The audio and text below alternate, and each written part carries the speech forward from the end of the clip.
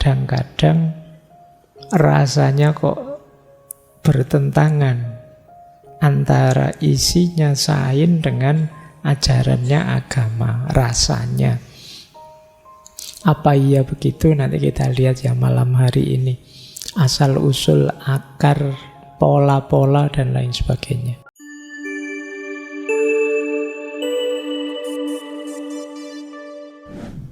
Assalamualaikum warahmatullahi wabarakatuh.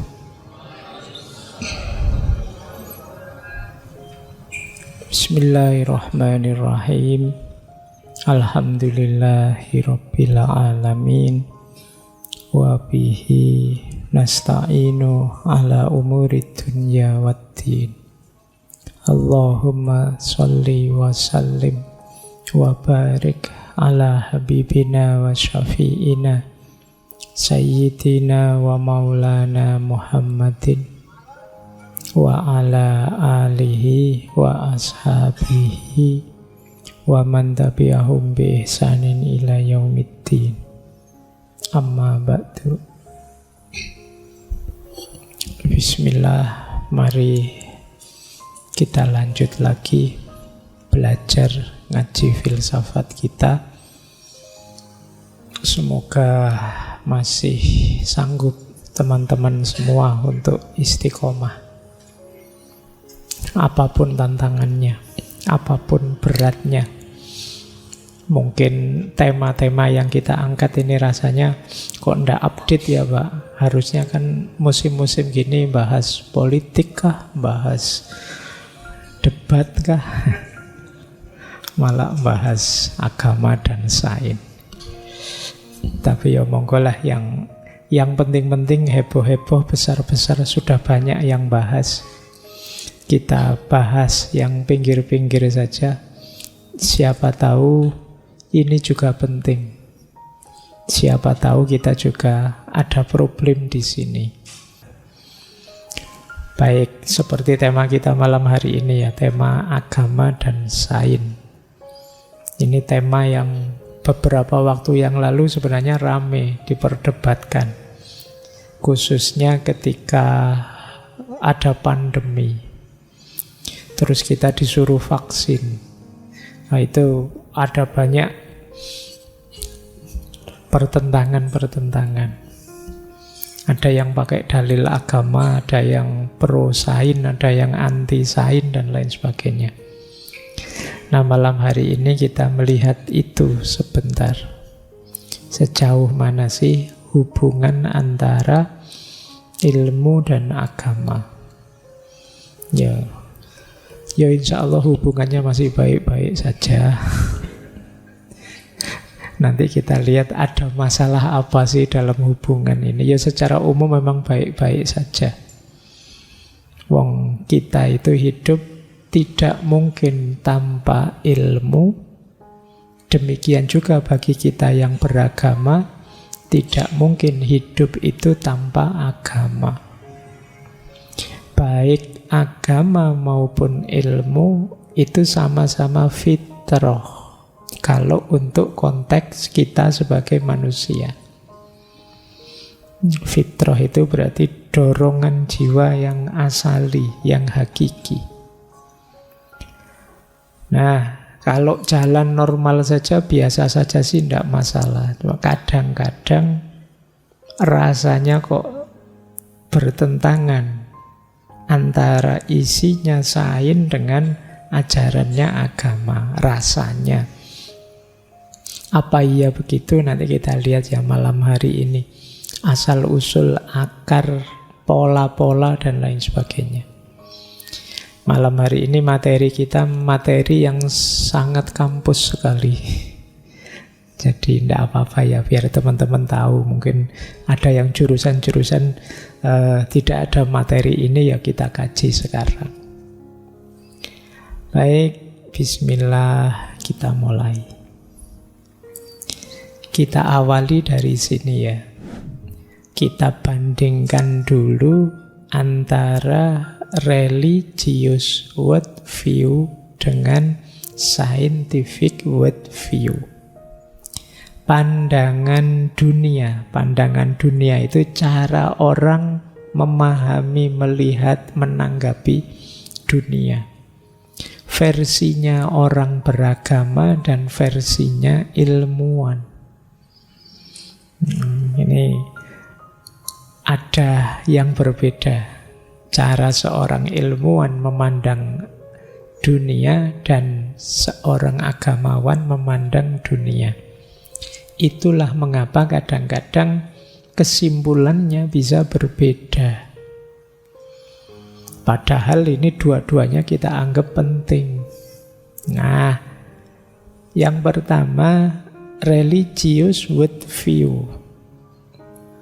Orang beragama. Orang beragama itu yang jelas yang pertama, cara pandang dunia itu serba Tuhan. Di situ saya sebut Tuhan dan ketuhanan.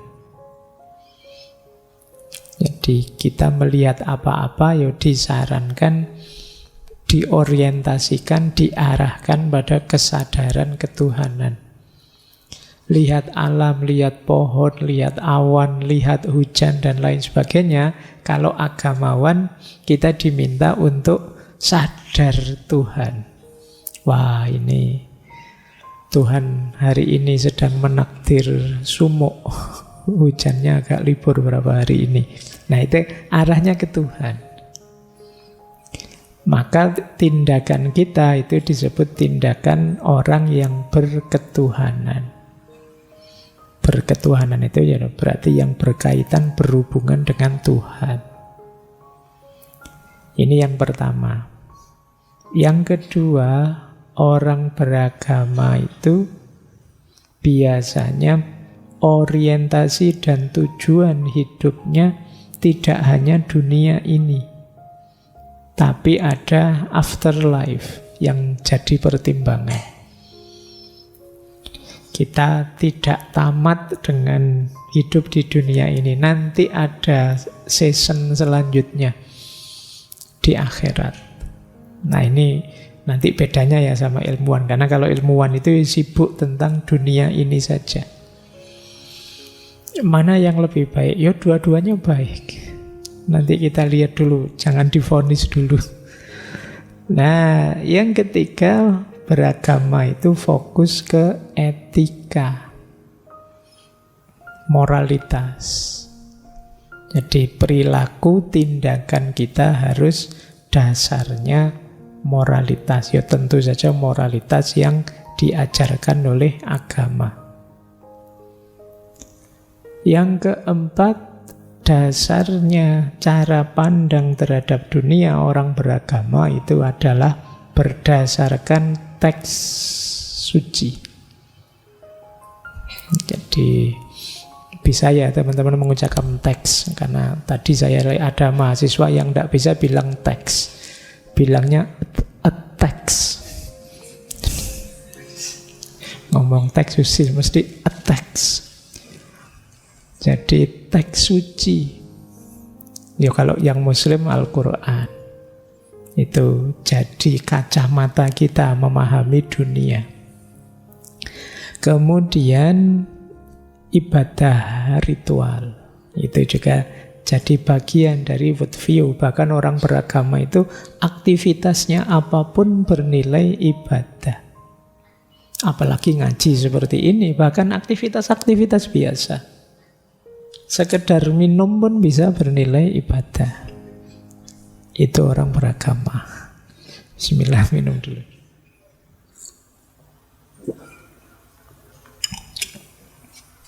Dan yang terakhir, worldview-nya seorang beragama adalah umat. Kalau dalam bahasa Islam ya, komunitas, persahabatan. Jadi kita yang beragama, ini kalau serius ya, karena kan problem besar kita hari ini tuh banyak orang tidak serius. Ngaku beragama, kelakuannya tidak seperti orang beragama. Ngakunya orang ini, orang itu, identitas saya ini loh, itu loh. Tapi kelakuan kita tidak menunjukkan itu. Kadang-kadang saya ngetes teman-teman mahasiswa itu, kamu merasa misalnya Muslim, mazhabmu apa? Oh, kalau saya fikihnya Syafi'i, Pak. Kalau teologinya saya Asy'ari. Kitabnya Imam Asy'ari apa yang sudah kamu baca? Belum, Pak. Belum ada. Kitabnya Imam Syafi'i apa yang sudah kamu jelajahi? Tidak tahu, Pak. Belum pernah. Itu bagi saya termasuk kurang serius. Ya, pertanggungjawabanmu kalau kalian ini kan rata-rata mahasiswa. Kalian yang ditanya nanti oleh umat, oleh masyarakat. Apalagi yang mahasiswa UIN, yang Islam. Itu kan ya, meskipun jurusanmu apa, ya kamu pulang disuruh khutbah nanti. Ditanya-tanya tentang agama. Ya, harus mampu. Itu diantara ekspektasi sosial masyarakat pada kalian yang menikmati keistimewaan sebagai seorang mahasiswa. Jangan diremehkan status mahasiswa itu, karena satu-satunya maha selain Tuhan itu mahasiswa kalau di Indonesia ini.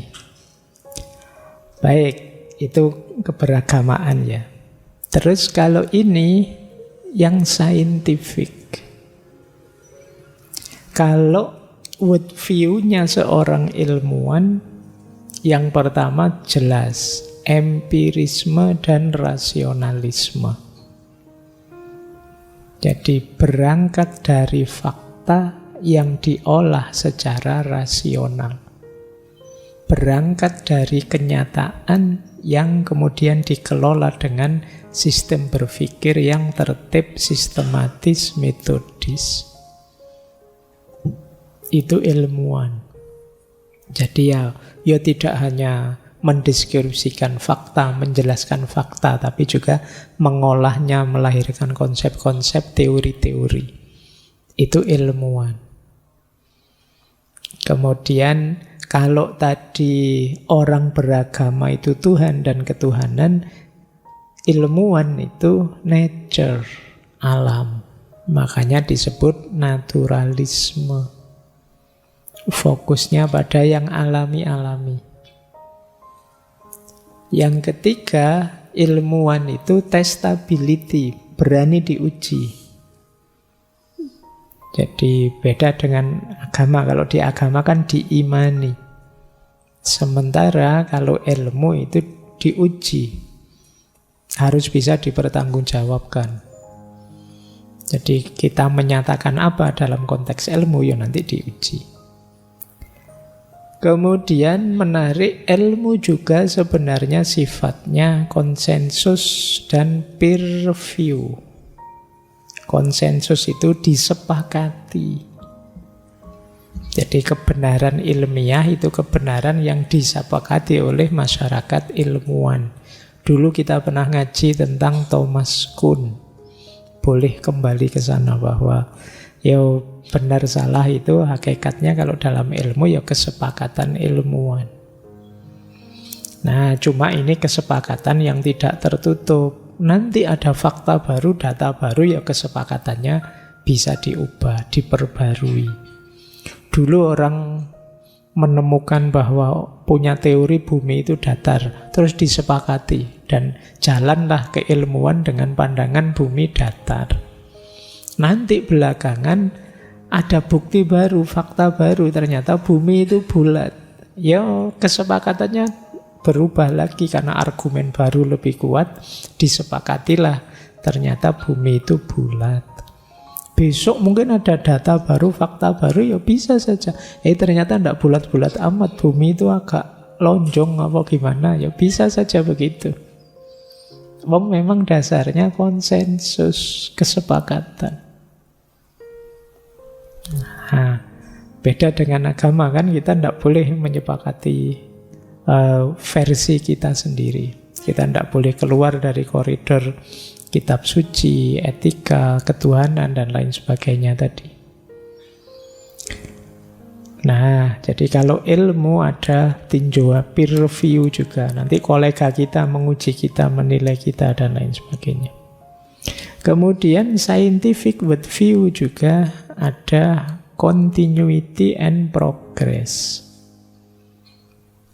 Ditemukan sampai mana, nanti dilanjutkan sampai kemana, dan seterusnya. Jadi hasil temuan hari ini dikembangkan lagi untuk besok, dilanjutkan lagi oleh selanjutnya. Jadi teori itu berkembang terus. Jadi kayak ya sederhananya misalnya model mikrofon ini itu kan kalau zaman dulu modelnya gimana, sekarang modelnya gimana. Zaman dulu ada mikrofon itu yang model bulat kayak apa gitu loh. Ya, yang kita ada di besar sekali kalau zaman saya di kampung itu biasanya dibungkus sama kain itu. Sekarang mungkin tidak ada mikrofon model itu ya, kayak mangkok itu di depan sini. Nah, kemudian ganti lagi. Sekarang model seperti ini. Nanti mungkin ada lagi yang clip on itu ditempel. Itu continuity and change. Dari yang sebelumnya dikembangkan lagi, dan seterusnya. Nah, ciri terakhir ilmuwan itu terbuka. Ini nanti jadi pencirinya. Agak berbeda dengan agama yang kebenarannya dinyatakan final, tertutup secara umum. Baik, nanti kita urai. Ini kan kita bahas detail masing-masing dulu. Nanti kita perdalam lagi apa ya memang seperti ini pastinya. Nah, sebelum menjelajah lebih jauh, ayo kita pahami sebentar ya. Ini nanti ada hubungannya dengan relasi agama dan sains. Ada beberapa istilah yang perlu kita bedakan antara sains, pseudosains, saintisme, dan anti-sains. Ini agak beda-beda. Kalau sains tadi sudah kita jelaskan ya, ciri-cirinya. Empiris, kemudian rasional, hipotesis, dan lain sebagainya. Ini sains, tadi sudah dijelaskan. Ada yang mirip sains, tapi bukan sains, bukan ilmu pengetahuan.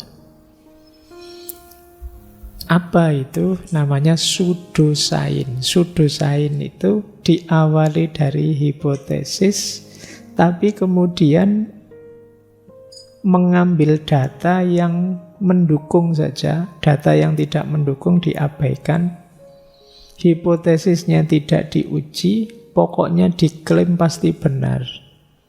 Biasanya menggunakan kosakata-kosakata yang rasanya keren, ilmiah. Nah, ini namanya pseudosains, mirip sains tapi bukan sains. Yang sering dianggap pseudosains itu misalnya kalau dalam dunia ilmu astrologi. Nah, itu orang menyebutnya pseudosains. Jadi kayak ramalan-ramalan bintang, itu kan rasanya kayak ilmiah sekali. Ini pergerakan planet-planet yang mempengaruhi manusia. Itu kan kayak ilmiah, tapi orang menyebutnya pseudosains, tidak bisa diuji. Jadi orang mencari bukti yang cocok saja. Yang tidak cocok tidak dijadikan bukti. Maka jenis ramalan itu orang menyebutnya pseudosains. Jadi tidak cocok masuk kategori sains, mirip saja. Itu kayak kalian, saya pernah baca buku itu tentang santet, sihir dan lain-lain, jenis-jenis itulah ya. Nah, di dalamnya ada kalimat ilmu itu terbagi dua, ilmu hitam dan ilmu putih. Ini kayak keren bikin kalimatnya ini. Jadi ada kalanya barang materi ditransformasi jadi immateri. Setelah immateri dimasukkan ke dalam tubuh. Begitu di dalam tubuh berubah lagi jadi materi. Itu kalimatnya kesannya luar biasa ilmiah. Tapi yang membuktikannya secara ilmiah bagaimana? Ini orang menyebutnya pseudosains. Mirip sains, tapi sebenarnya bukan sains. Yaitu kayak mahasiswa barulah yang kalau ngomong bertaburan istilah-istilah ilmiah tapi tidak jelas. Nah, itu jenis-jenis ini namanya. Kayak ilmiah, tapi ya sebenarnya enggak. Ya banyak lah, mungkin hari ini mungkin tentang UFO lah, tentang apalah, kemarin di teori konspirasi itu banyak yang jenisnya pseudosains.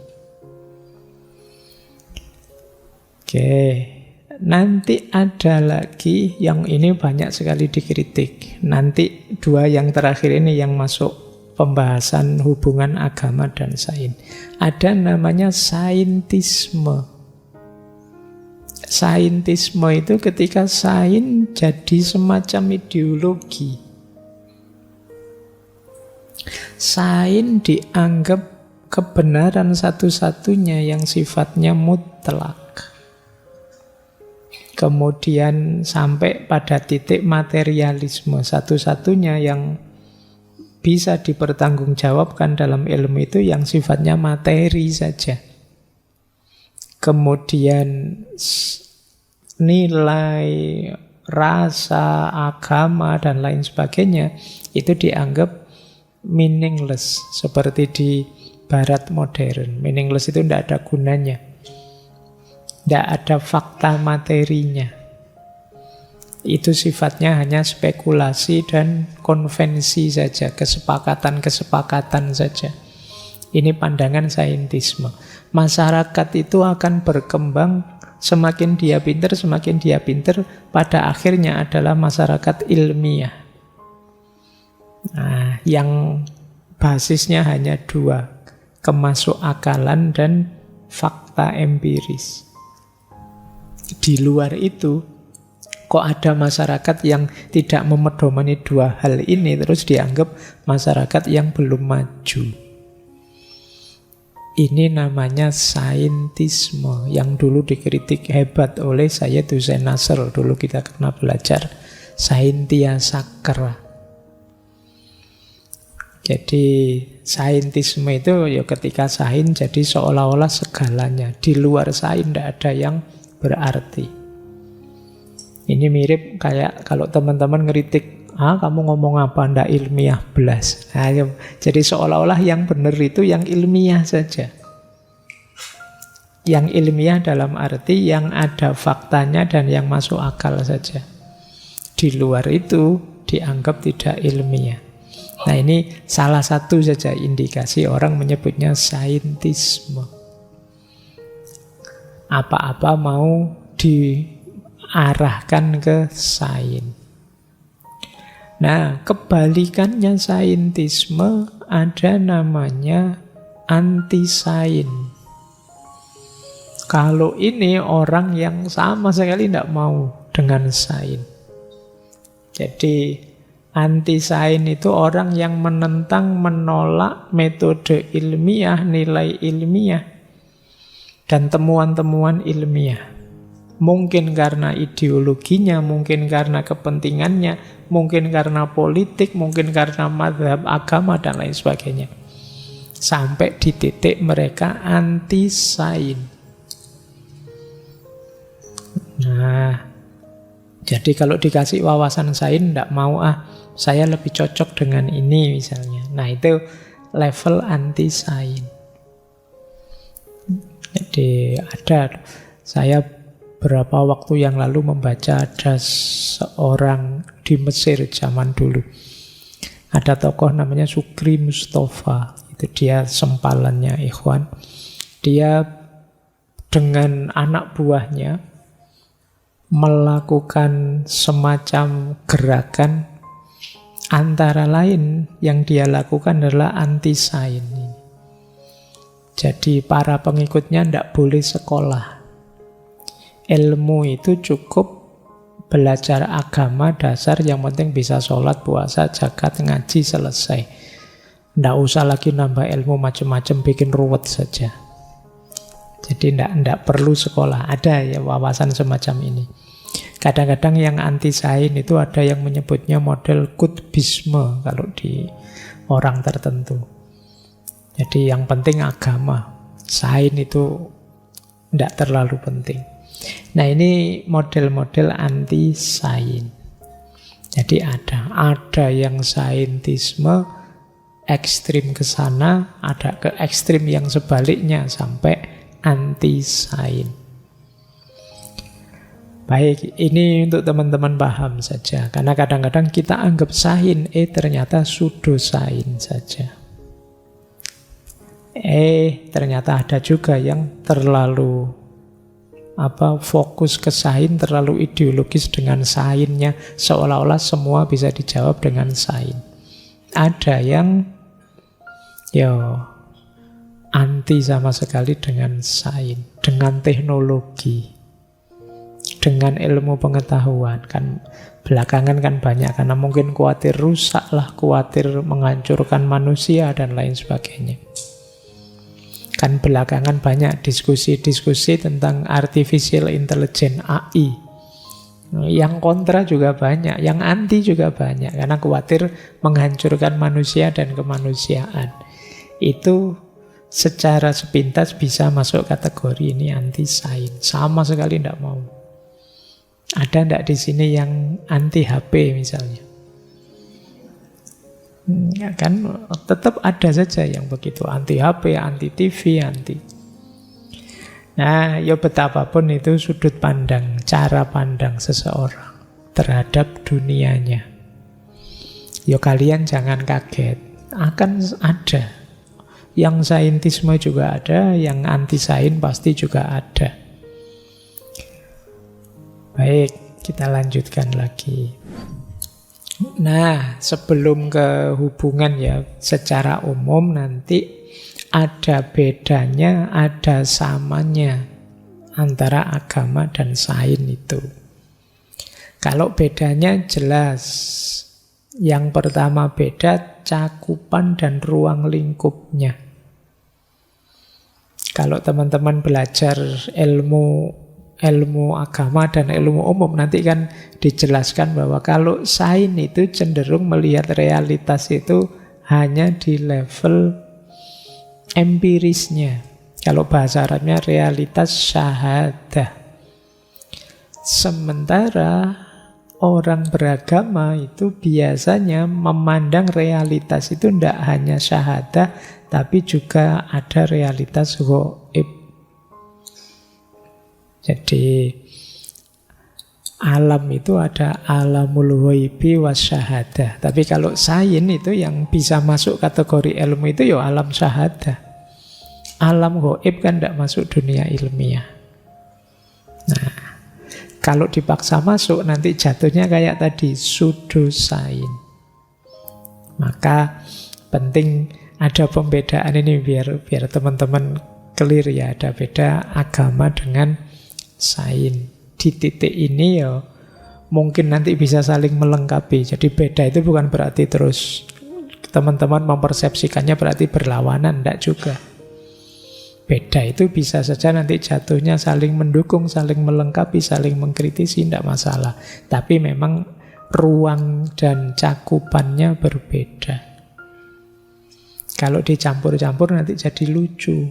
Itu kayak kalian lihat TV terus ada yang bawa kamera infrared ke kuburan-kuburan kan. Terus wah, ini jangan-jangan ada putih-putih lewat ini.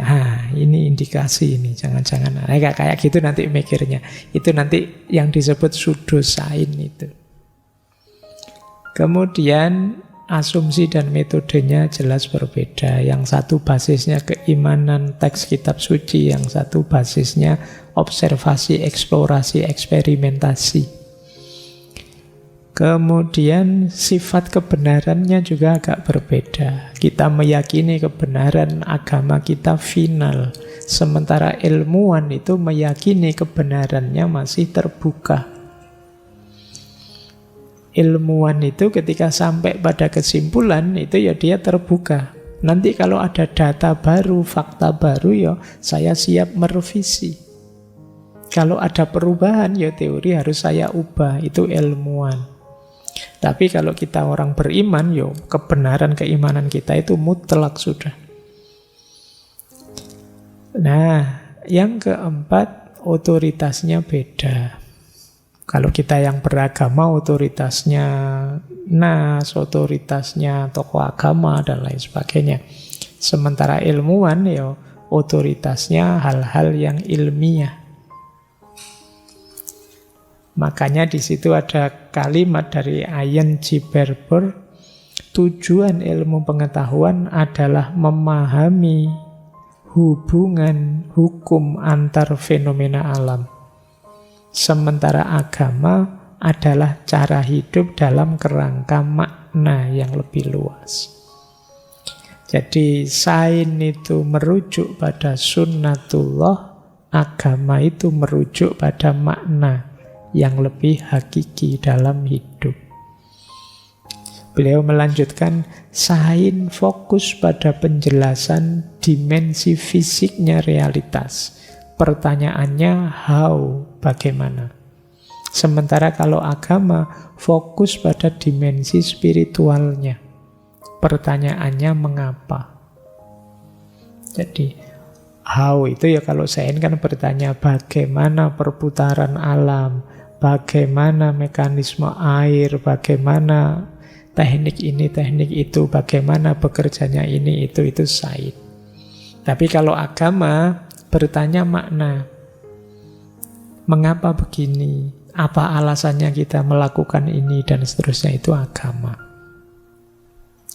Inilah demarkasi antara agama dan sains. Toh begitu ada persamaannya. Jadi ini menarik aspek persamaan. Ternyata yo agama dan sains itu ya sama. Yang pertama apa? Sama-sama pemenuhan diri. Tadi di depan saya jelaskan, baik sains maupun agama itu bagian dari fitrah kita. Berarti ketika kita beragama dan berilmu, itu sebenarnya sedang mengaktualkan potensi kita.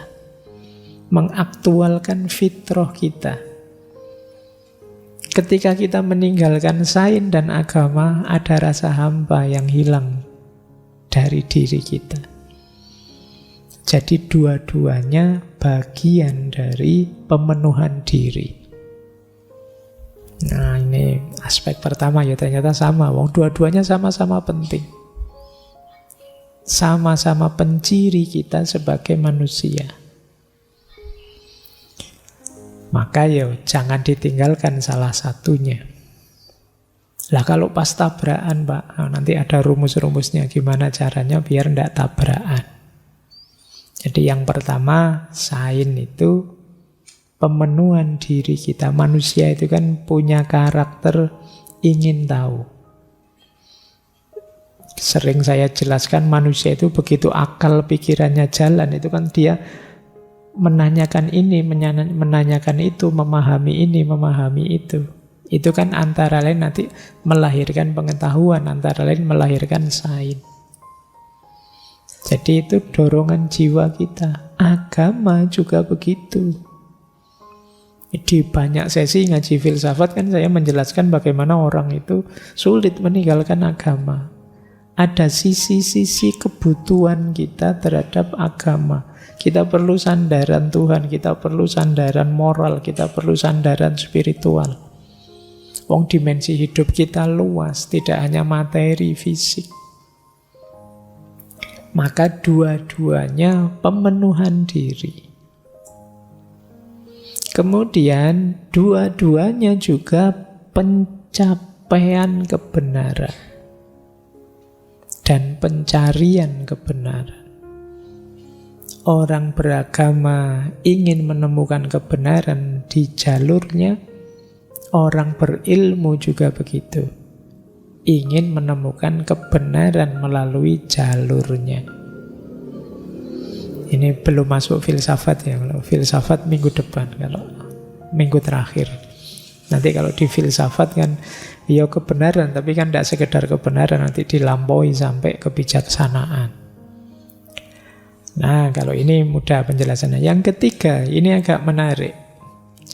Baik sains maupun agama, dua-duanya adalah tafsir. Kalau sains itu pemahaman atau tafsir kita terhadap realitas alam semesta. Kalau agama itu tafsir atau pemahaman kita terhadap nas, ajaran yang kita yakini diturunkan oleh Tuhan. Jadi dua-duanya tafsir. Nah, di titik ini sama sebenarnya. Maka karena sama-sama tafsir, ya bisa berdialog, bisa berdialektika, bisa saling memberi masukan, bisa saling mengingatkan. Levelnya setara. Jadi agama yang kita pahami itu kan agama sejauh pengertian kita, sejauh penafsiran kita. Yang itu bisa pas, bisa ndak pas. Bisa sesuai, bisa ndak sesuai. Nah, ilmu bisa membantu pemahaman. Sains juga begitu, pemahaman terhadap alam semesta. Yang itu bisa saja keliru, bisa ndak pas, bisa kurang dalam, dan lain sebagainya. Agama juga bisa memberi masukan-masukan. Disinilah nanti bisa terjadi titik temu. Yang keempat, baik sains maupun agama, dua-duanya mengidealkan peningkatan kualitas hidup. Kenapa kita berilmu? Kenapa kita beragama? Ya biar kualitas kita sebagai manusia meningkat. Baik di level intelektual maupun level spiritual. Itu kita kan butuh jadi orang berkualitas. Itu jalannya ya antara sains dan agama. Disinilah titik-titik temu. Meskipun tadi ada bedanya antara sains dan agama. Nah, ada beberapa pandangan, ini saya agak cepat saja ya, materinya agak panjang.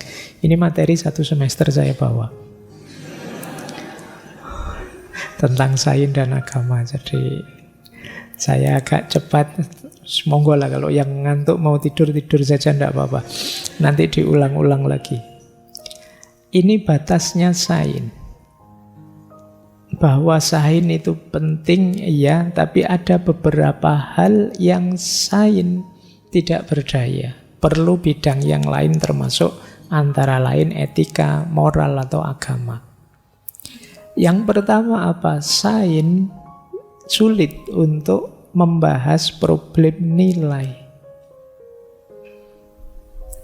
Jadi sains bisa membahas misalnya madu ini kandungannya apa saja bisa. Tapi begitu madu ini manfaat enak atau tidak, itu sulit sains bahas.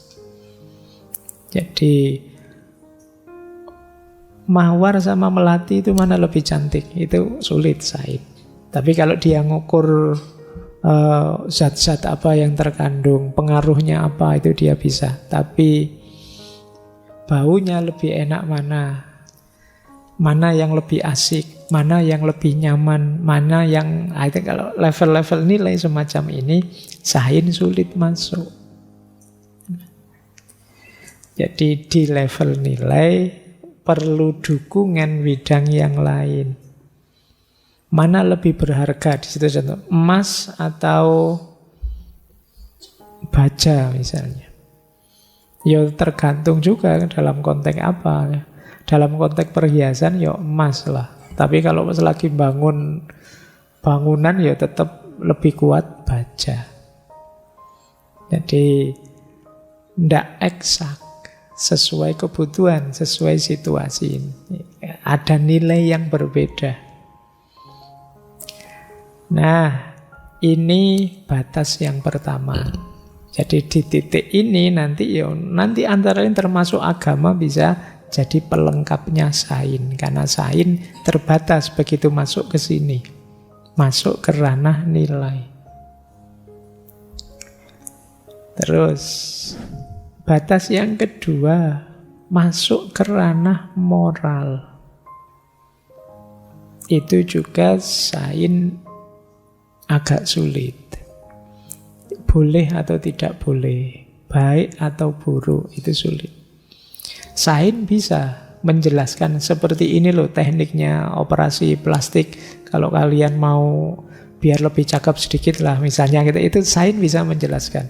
Tapi itu pantas atau tidak sih, baik atau tidak sih, sains tidak bisa menjelaskan.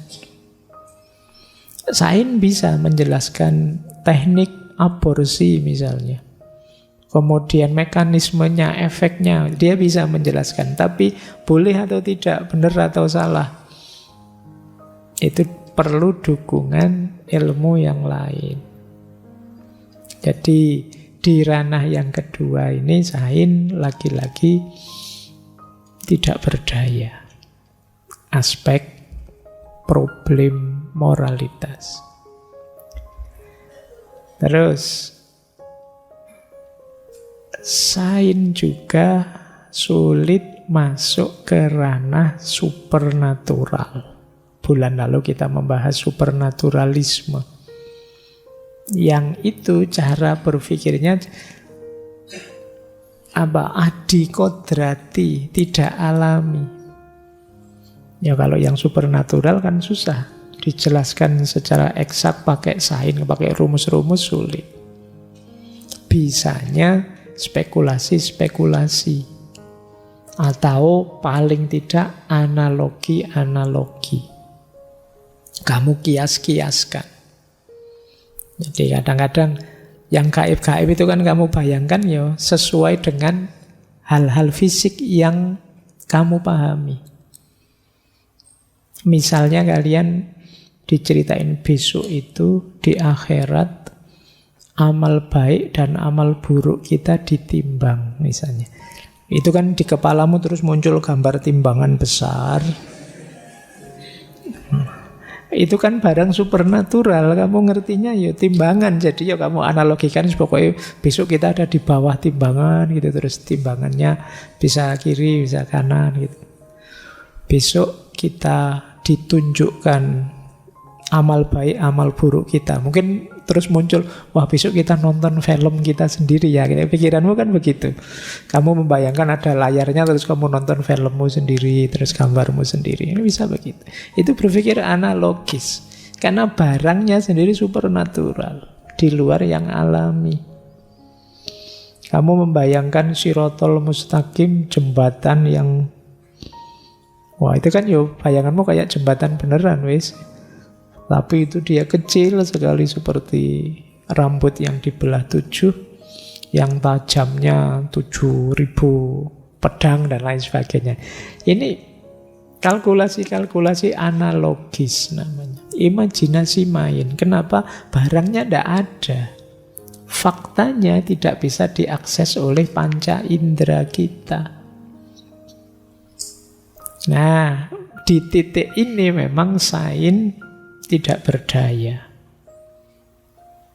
Jadi hal yang supernatural. Makanya kalau menurut aliran positivisme logis, kalau dalam filsafat, yang supernatural metafisik itu istilahnya tadi meaningless.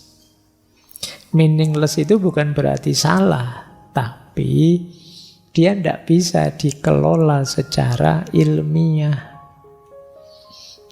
Jadi kalau mau diilmiahkan sulit, tidak ada faktanya. Nah ini batas-batas sains. Jadi sains itu hebat, luar biasa, tapi begitu masuk aspek nilai, masuk moralitas, masuk yang supernatural, dia perlu bantuan bidang lain. Baik, kita lanjutkan ya. Nah, sekarang kita mulai jenis-jenis hubungan. Ini yang pertama, jenis hubungan yang tidak enak, yaitu jenis konflik. Nah, ini ya tidak hanya antara sains dan agama, hubungan apa saja kalau konflik ya tidak enak.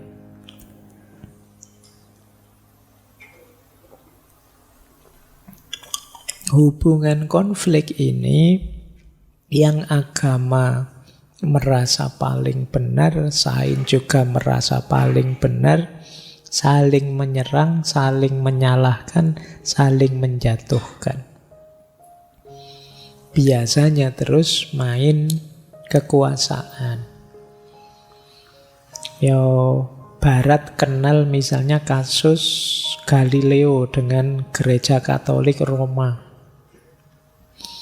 Teman-teman juga tahu ceritanya ini. Kemudian kasus-kasus diskusi tidak selesai-selesai sampai hari ini. Kita ini evolusi apa kreasi? Nah, itu sampai hari ini perdebatan. Ada banyak sekali buku yang ditulis. Ini jenis konflik namanya. Dalam sejarah Islam juga ada fenomena pemaksaan pandangan oleh yang punya kekuasaan. Misalnya di era Mu'tazilah, era Abbasiyah itu ada namanya mihnah. Mihnah itu uji pandangan, uji keyakinan. Kalau keyakinannya beda dengan yang diyakini oleh kekhalifahan, oleh dinasti, terus ulamanya dieksekusi.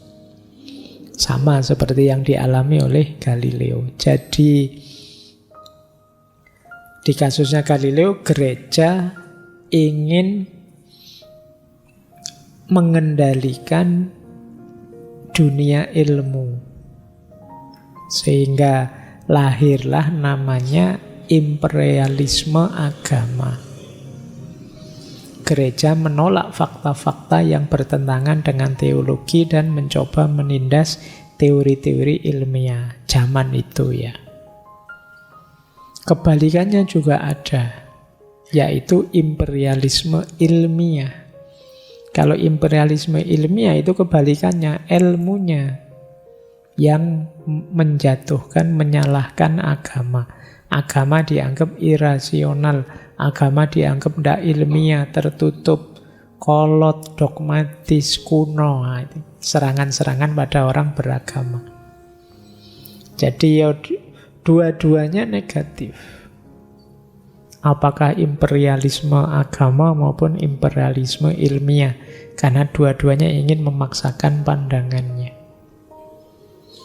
Ya memang kadang-kadang sulit mengendalikan ketika berbeda. Agama menyatakan begini, Said menyatakan begitu, terus masing-masing saling mengklaim. Lahirlah konflik. Kadang-kadang kita juga gelisah. Yang kita pahami kok beda ya Pak dengan ajaran agama ya Pak, misalnya itu. Terus kita gelisah. Ini namanya situasi konflik. Saya kasih contoh ya, tokoh yang konflik tapi yang diserang agama. Misalnya Richard Dawkins. Ini beliau ini nyinyir sekali kalau sama agama. Kata dia, sains dituduh merusak agama, padahal agama juga merusak sains.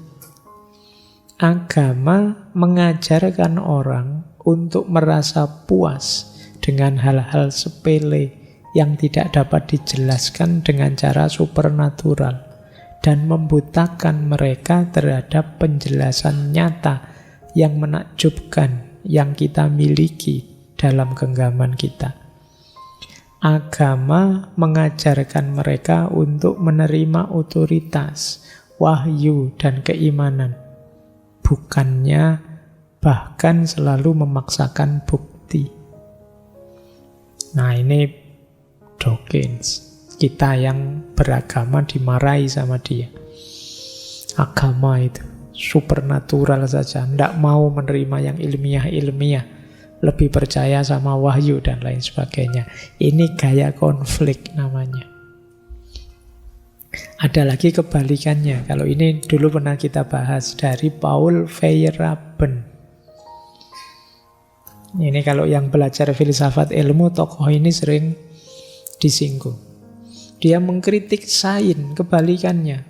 Kata Feyerabend, hari ini sains itu seperti agama baru, menindas semua yang tidak sepakat dengan dia. Sains hari ini menentang kreativitas dan imajinasi. Sains tidak hanya mewajibkan setiap orang mempercayai hal yang sama, namun juga berpikir dengan cara yang sama. Sains dapat menjadi sangat tidak toleran terhadap perbedaan, seperti agama. Merasa benar sendiri dan arogan dari banyak ilmuwan adalah ancaman bagi kebebasan berpikir manusia.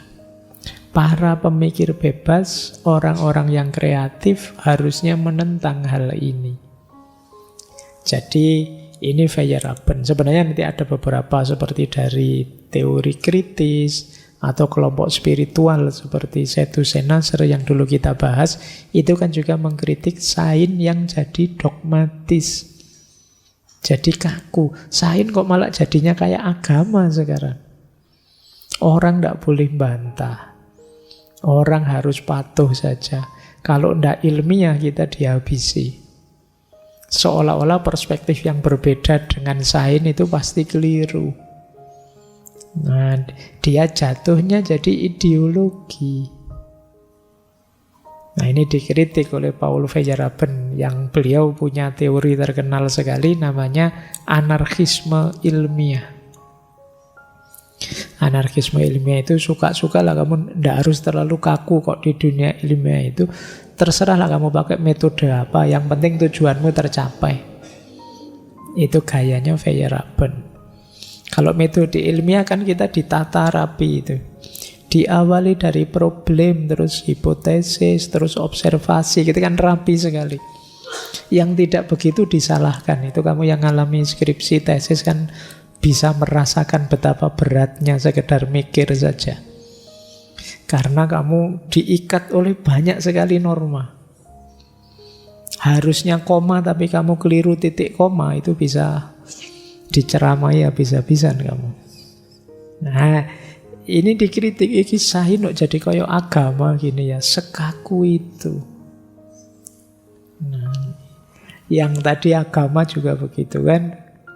Agama apa yang menyerang sains. Kalau ini sainsnya sendiri yang ternyata juga dogmatis seperti agama. Cara-cara berpikir begini inilah nanti yang dikenal dengan pendekatan konflik. Tentu saja pendekatan konflik ini tidak sehat untuk kita. Kenapa? Karena dua-duanya penting. Sains ya penting, agama ya penting.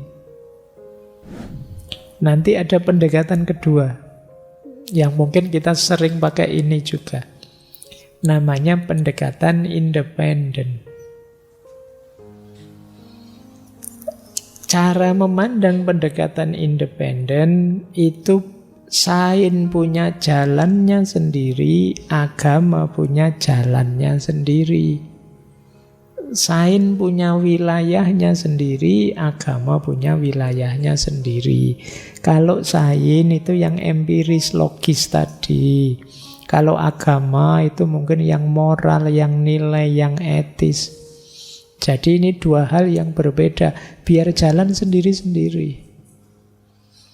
Nah ini kedua. Mungkin kita sering sekali pakai argumen ini. Ya paling tidak ini tidak konflik. Tapi tetap sebenarnya belum kondusif untuk hubungan ideal antara sains dan agama. Kenapa bisa begitu? Ini loh kata Ian Barbour, kata dia, kita tidak menjalani hidup ini secara terbagi rapi dalam kompartemen-kompartemen yang terpisah. Kita mengalaminya secara utuh dan saling berhubungan. Sebelum kita mengembangkan disiplin ilmu tertentu untuk mempelajari berbagai aspeknya. Ya memang faktanya agama mengurusi ranahnya, sains mengurusi ranahnya. Tapi dalam hidup kita dua-duanya jadi satu. Campur. Nanti kalau kita pisah-pisah seperti ini, nanti itu kan agama. Sekarang saya sedang jadi ilmuwan ini. Nah, agamanya nanti saja. Nanti bisa jadi begitu.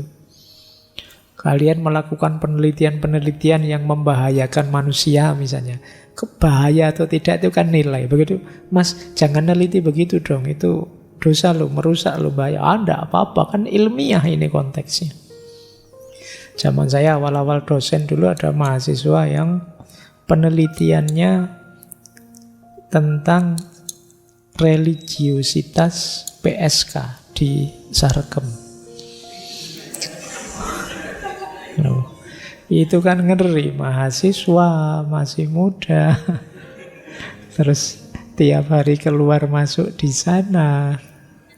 Itu kan, ya kan dia bilangnya ya gagah kan sebagai ilmuwan kita objektif ya ning aku ya masalahnya kamu orang yang sama yang juga punya nafsu, punya kepentingan, punya keinginan.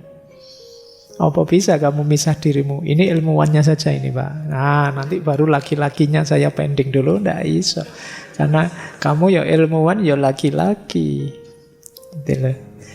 Ya itu kritiknya Barbour persis seperti itu. Apa bisa kita misah-misah dua? Oh ini agamanya, nah ini sainsnya gitu. Wong dia menyatu, berjalin dalam hidup kita ini. Ketika dipisah-pisah, ya nanti ada kan kadang orang menyebutnya sekuler itu. Nilai agama ya agama, kalau tentang ilmiah ya ilmiah, science for science. Tapi cara pandang begini kan dalam sejarah kadang-kadang menghasilkan banyak tragedi. Ketika pengembangan sains tidak diiringi kesadaran atas nilai-nilai dan kemanusiaan, maka banyak produk teknologi yang blunder malah menghancurkan kita sendiri. Ada nuklir, ada macam-macam. Jadi ini paradigma independen ini memang tidak tabrakan, jalan sendiri-sendiri, tapi kurang fungsional. Karena dalam praktek menjalankannya bareng dua-duanya. Kita ya orang yang sama, yang beragama, yang sekaligus berilmu. Lagi-lagi setelah independen ketika masuk dalam diri kita jatuhnya bisa konflik lagi sudah. Jadi ini solusi kedua. Ya mungkin sampai level tertentu solusi ini bisa kita pakai. Itu kan ilmu. Ini agama loh, itu mungkin bisa begitu. Tapi tidak selalu bisa kita pakai. Di banyak kesempatan nanti bisa konflik, bisa tabrakan ketika isi dan kepentingannya berbeda. Baik, saya lanjutkan. Itu yang kedua. Sekarang yang ketiga. Nah, yang ketiga ini baru banyak diapresiasi. Kalau bisa ya paling tidak ilmu dan agama itu saling berdialog. Dialog itu kan berarti saling memberi masukan.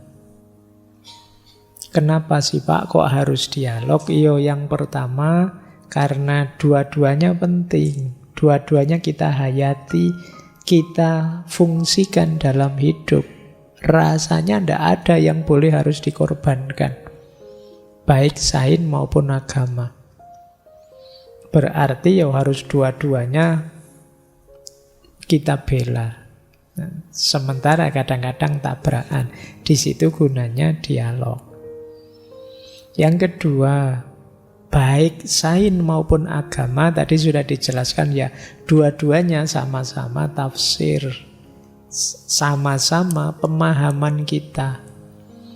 Berarti selevel saja, tinggal siapa tahu pemahaman kita yang keliru atau harus disesuaikan lagi, harus dipaskan lagi misalnya. Loh ini dasarnya Al-Quran ya Pak? Iya, Al-Qurannya pasti benar, tapi pemahamanmu tidak. Karena kita ini manusia, bisa salah dan mungkin salah. Maka jangan ragu-ragu untuk mencari wawasan baru, masukan baru untuk memahami lebih baik. Kita memahami agama dengan bantuan sains kan oke. Kita mendalami sains dengan memperhatikan perspektif agama juga kan lebih utuh. Baik, yang ketiga, tadi juga sudah dijelaskan, yang ilmiah itu ya isinya tidak selalu rasional empiris, juga ada imajinasinya, ada intuisinya. Agama yang menurut kita hanya keimanan, ya rasionalnya juga banyak. Karena itu sudut pandang agama dan sudut pandang sains sangat mungkin dipertemukan. Kita membahas masalah dari berbagai perspektif. Lingkungan, kedokteran, penelitian, itu kan bisa kerjasama antara agama dengan sains. Agama dari sisi nilai moral dan spiritualnya, sains dari aspek teknis empirisnya. Nah, dua-duanya jadi utuh kalau saling berdialog, saling memberi masukan. Ini jenis interaksi yang ketiga.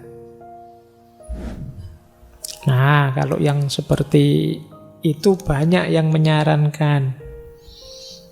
Misalnya, saya ambil dari Paus Yohanes Paulus II.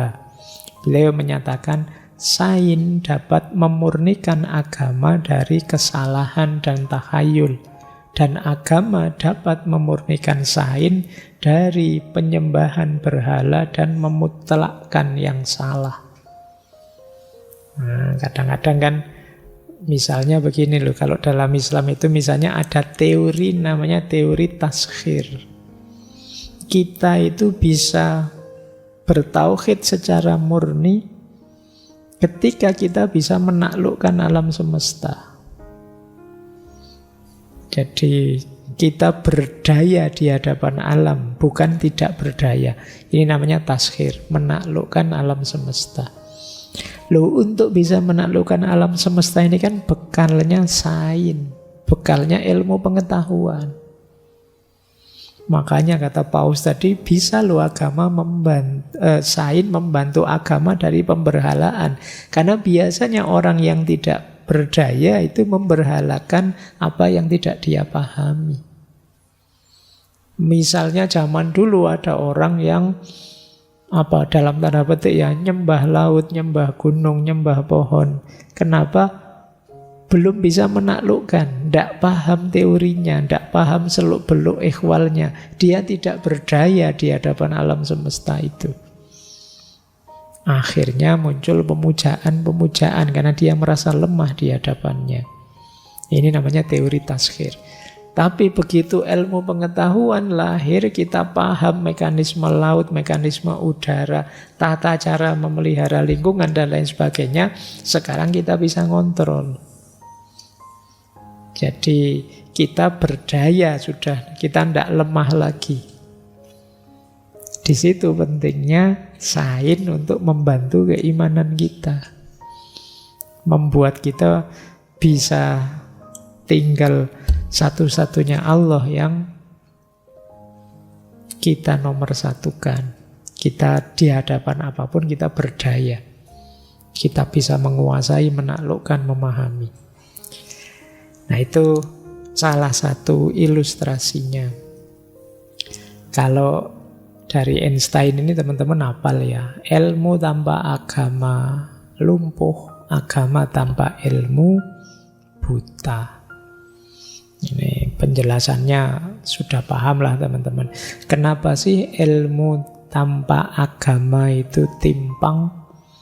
Ya karena kita kehilangan setengah dari dimensi hidup. Hidup ini ya tidak sekedar empiris rasional saja, tapi ada nilai, ada norma, ada moralitas, ada hal-hal yang di luar jangkauan kita, yang transenden, spiritual. Kalau kita berhenti hanya yang bisa diakses oleh panca indera, yang empiris, ya hidup kita akan pincang. Bayangkan kalau hidup ini kalkulasinya hanya positivistik saja. Apa-apa diukur secara rasional. Kadang-kadang jadi kering. Ada temanmu misalnya pinjam duit, Mbok ada ndak 100 gitu. Nah misalnya, terus lo kalau kamu jawab rasional kan, Saya ada sih, tapi kamu emangnya apa aku? Ya bukan anakku, bukan saudaraku, bukan kan gitu. Itu jawaban rasional. Masuk akal loh, memang bukan apa-apanya. Tapi kalau hanya pakai akal, ya jadinya kering. Coba ganti sudut pandang. Pakai hati nurani kah yang berhubungan dengan nilai kemanusiaan? Jawabannya mungkin berbeda. Nah, itu makanya disebut timbang. Kamu ngertinya dunia hanya setengah. Ilmu saja membuat kita pincang. Agama saja tanpa sain buta. Kenapa begitu? Agama itu basisnya keyakinan. Keyakinan kalau tidak diimbangi dengan pemahaman, nah kalau dalam agama kan kadang kita menyebutnya taklid buta. Kita tidak tahu yang kita lakukan apa, kita tidak sadar yang kita jalankan apa. Hanya ikut saja. Maka biar tidak buta, ya diimbangi dengan pengetahuan, diimbangi dengan sains. Jadi ini kalau mengikuti Einstein. Ini kalimat yang masyhur sekali, terkenal sekali. Ilmu pengetahuan hanya dapat memastikan apa yang ada, namun tidak dapat memastikan apa yang seharusnya terjadi. Dan di luar domainnya, segala jenis pengukuran nilai tetap diperlukan. Ya sains for sains, tapi kan nilai tetap perlu. Kita hidup ini ya yang menyangga kemanusiaan kita ya nilai-nilai. Ada satu lagi dari Cantwell Smith, kata dia, segala kebenaran dan pemahaman manusia, baik pada dataran ilmiah sains maupun pada dataran spiritual agama, berada dalam logika sejarahnya sendiri. Sehingga sama-sama bersifat terbatas, partikular, dan human. Dari titik inilah bisa dipahami betapa relasi yang sifatnya mutual understanding akan sangat memperkaya dan mengisi. Jadi kita harus terbuka, baik sebagai agamawan maupun ilmuwan. Agama bisa memberi banyak masukan pencerahan, demikian juga ilmu. Itu makanya penting dialog. Cari informasi dari bidang-bidang ilmu juga bidang-bidang agama. Baik, itu hubungan jenis ketiga. Nah ini menarik. Kalimatnya Kepler ini ya. Jangan baper dengan kata-kata lidah dan jari. Lidah Tuhan dan jari Tuhan tidak mungkin berbenturan.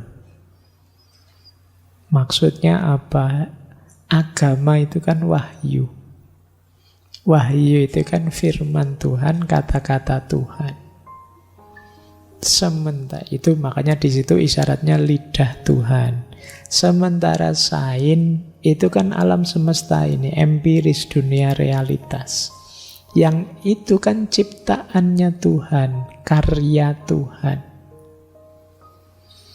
Sama-sama sumbernya Tuhan. Yang satu kata-kata Tuhan, yang satu karya Tuhan. Kalau bahasa Inggrisnya word and work. Jadi kata-kata dan karya dari Tuhan pasti tidak berbenturan, pasti tidak bertentangan. Kok rasanya bertentangan, Pak? Karena pemahaman kita, tafsir kita, baik terhadap ayat-ayat dalam agama wahyu maupun ayat-ayat alam semesta karya Tuhan.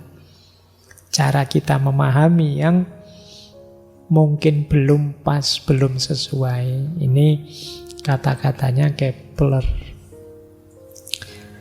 Baik, kita lanjutkan. Jenis hubungan keempat. Namanya integrasi. Kalau tadi dialog itu saling memberi masukan saja. Kalau integrasi ini sudah bertaut mencari titik temunya. Di mana integrasi terjadi? Ada 3 model. Yang pertama namanya natural theology, yang kedua theology of nature, dan yang ketiga namanya sintesis sistematis. Ini 3 istilah dari Ian Barbour. Natural teologi ini banyak ditemui di para filosof. Teologi natural berangkat dari sains untuk membuktikan kebenaran agama. Ini natural teologi. Jadi coba lihat alam semesta. Dari alam semesta yang tertib ini kan berarti memang Tuhan itu ada. Nah, ini disebut argumen from the science. Jenis-jenis seperti ini namanya natural theology. Jadi diawali dari akal kita, kemudian terbuktilah kebenarannya agama. Ada lagi jenis kedua. Jenis kedua adalah theology of nature. Theology of nature ini merumuskan ulang pemahaman agama. Kalau tadi kan membuktikan, kalau ini merevisi. Diawali dari keimanan, ditambah sains, kemudian imannya berubah. Jadi lebih kuat atau lebih baik. Itu theology of nature. Kalau yang pertama tadi diawali dari sains, terus terbuktilah hal-hal yang kita sebut religius. Kalau yang kedua diawali dari agama. Ketika dipertemukan sains, lahir revisi-revisi terhadap keyakinan kita.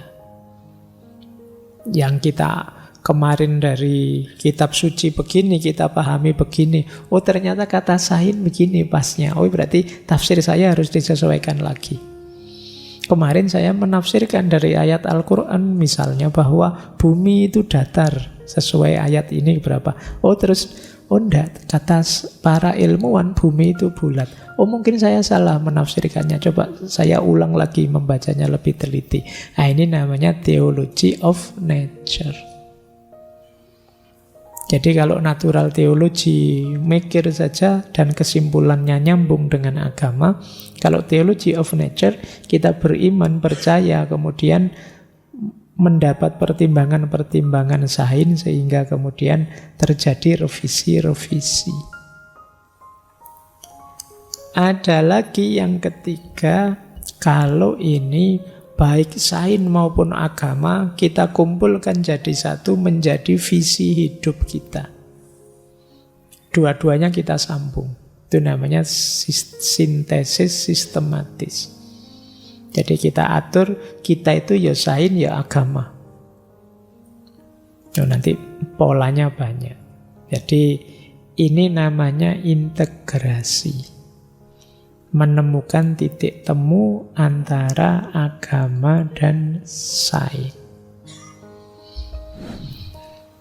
Nah, ini ada kalimat bagus dari IPJ Abdul Kalam, Presiden India dari tahun 2002 sampai 2007. IPJ itu singkatan Abdul Fakir Jainal Abidin Abdul Kalam.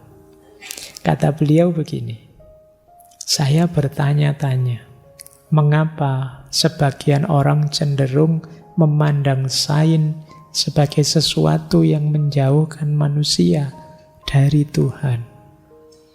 Menurut saya, jalan sains selalu bisa menembus hati.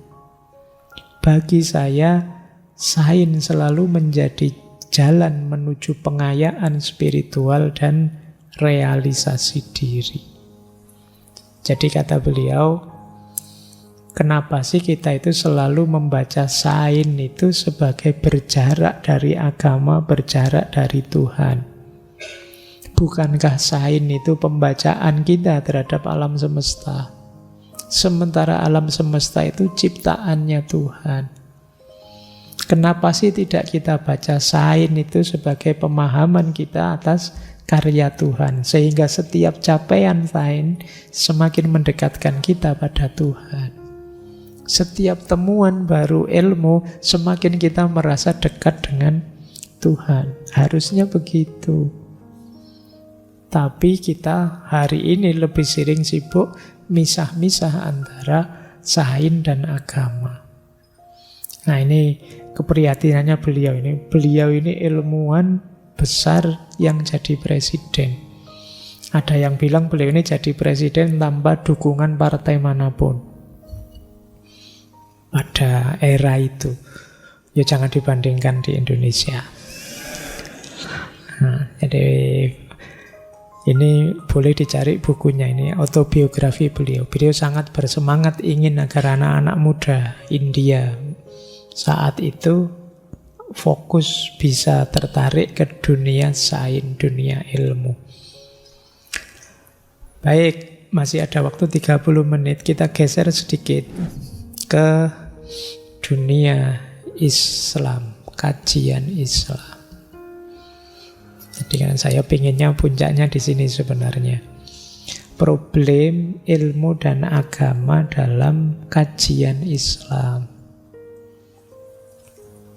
Jadi di dunia kita, dunia Islamic Studies, ada beberapa masalah PR-PR yang perlu kita selesaikan sehubungan dengan hubungan ilmu dan agama.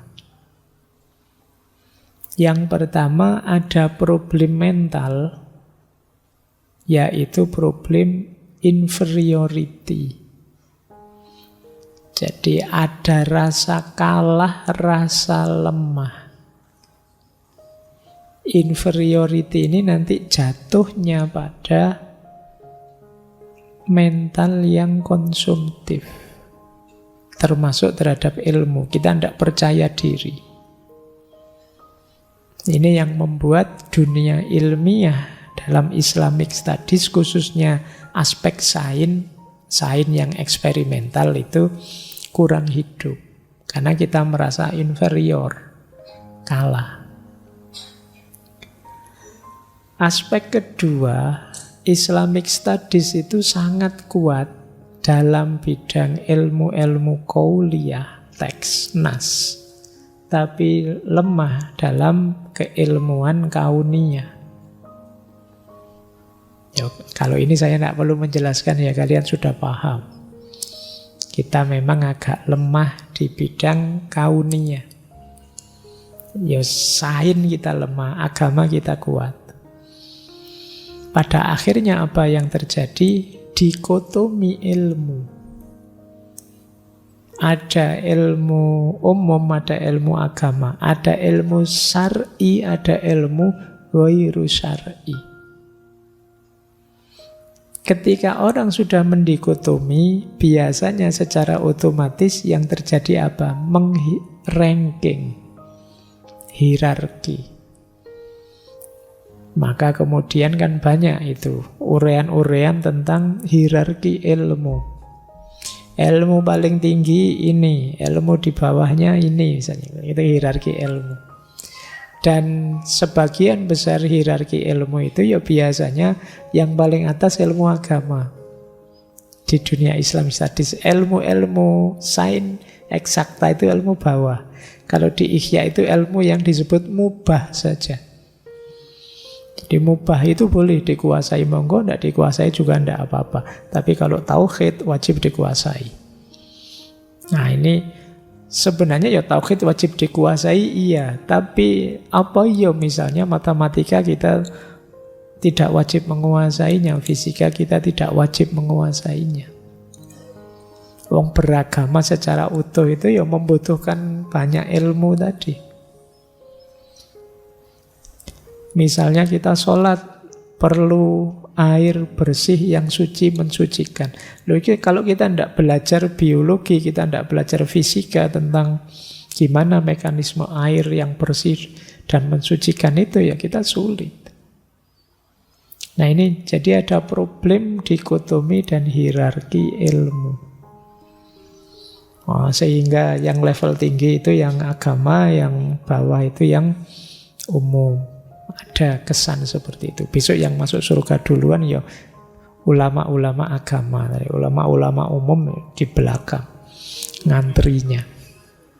Nah ini secara tidak sadar bawah sadar kita begitu. Nah, terus ada lagi, masih ada di dunia Islam yang tadi sedikit saya ceritakan, masih ada oposisi terhadap dunia ilmu. Masih ada yang, ilmu sains itu kan dunia saja, Pak, kita itu akhirat. Kita kalah bidang sains, tidak apa-apa, yang penting di akhirat kita unggul, kita menang misalnya. Nah ini model-model begini agak melemahkan tadi, membuat kita inferior. Ada lagi yang itu istilahnya menarik, catching up syndrome. Catching up syndrome itu kelanjutan dari mental inferior tadi. Karena merasa kalah dan ingin maju sebenarnya, akhirnya asal comot. Catching up syndrome itu kita ngambil teori-teori apa, terus tiba-tiba saja kita sambungkan dengan ayat ini. Kita sambungkan dengan ayat itu catching up syndrome. Begitu ada temuan baru ilmu, wah ternyata cocok dengan firman Allah yang ini. Ini namanya catching up syndrome. Problemnya apa? Jangan lupa tadi sudah dijelaskan, sains itu bisa difalsifikasi. Sementara kita meyakini kebenaran agama itu final. Kalau kita sudah, ternyata teori sains ini cocok dengan Al-Quran ini. Lah kalau misalnya besok teori sains ini terus difalsifikasi, dibuktikan bahwa salah ternyata teori ini, itu loh, terus Qurannya gimana? Jadi wong sains itu terbuka. Nah ini kita sering itu main comot asal nempel bahwa teori ini, ayat ini, teori itu, ayat itu. Ini namanya catching up syndrome. Jadi sindrom merasa bahwa kalau teori ini ada di Al-Quran berarti kita ini maju. Nah ini mental seperti ini ada. Kemudian ada juga problem intervensi, ada kepentingan. Dan ini boleh jadi juga ada politik, ekonomi, sosial yang entah disengaja, entah tidak, atau entah ada dalang, entah di dalam, entah di luar dari dunia Islam yang kita biar begini terus sudah. Biar tidak sadar-sadar sudah, biar saja. Nah, ada intervensi kepentingan biar status quo seperti ini. Ini juga bisa masalah besar kita. Yang terakhir, banyak juga yang kritis. Tapi kritis keluar, tidak ke dalam. Kritisnya luar biasa pada sains barat. Nah, memang sains barat masih banyak kelemahannya. Mungkin materialistik lah, mungkin alienatif lah, mungkin asosial lah, mungkin inhuman lah, dan lain sebagainya. Ada banyak. Cuma kan kita juga punya banyak kelemahan. Inilah problem-problem agama dan ilmu dalam Islamic Studies. Dan semoga kita tidak termasuk part of the problem. Semoga kita tidak ada di sini ya. Kalau ada mungkin tidak banyak-banyak lah. Semoga kita tidak masuk yang inferior. Semoga kita tidak masuk yang tadi catching up syndrome dan lain sebagainya. Baik. Nah, ini ada pertanyaan menarik. Saya ambil dari Nidal Qussam. Cari bukunya, sudah ada terjemahnya, Islam's Quantum Question. apakah sains dan Al-Quran itu bertentangan? Yang pertama, kata beliau, banyak orang salah memahami posisinya Al-Quran di hadapan sains. Banyak yang menganggap bahwa memperlakukan Al-Quran seperti kitab sains. Padahal bukan. Dalam Al-Quran ada isyarat-isyarat ilmiah. Tapi Al-Quran bukan kitab sains. Kalau Al-Quran menjelaskan isyarat-isyarat ilmiah, itu dalam rangka biasanya menegaskan kekuasaannya Allah. Sehingga tadi kita pontang-panting ketika kita model catching up syndrome tadi. Wah, teori ini Pak cocok dengan ayat ini, teori ini cocok dengan ayat ini. Lah nanti kalau teori ilmiahnya ganti, berubah, berkembang, apa ayatnya terus nasibnya bagaimana? Nah, ini jadi problem pertama. Jadi apakah Al-Quran dan sains bertentangan? Kita memposisikan Al-Quran itu di mana di hadapan sains? Di dalamnya ada isyarat-isyarat ilmiah. Tapi kan dia bukan kitab sains. Cara kita memahaminya juga jangan sama persis seperti kitab sains. Kalau kita perlakukan seperti kitab sains, nanti bisa difalsifikasi juga. Itu yang pertama itu. Yang kedua, banyak yang masih memahami Al-Quran termasuk ayat-ayat sains secara literal.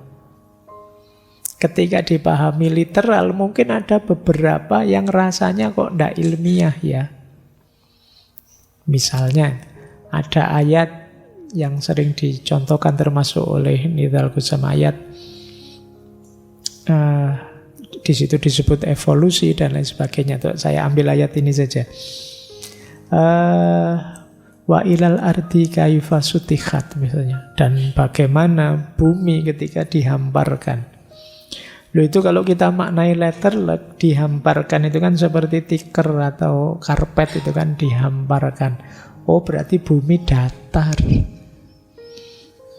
Jadi menurut Al-Quran itu bumi datar.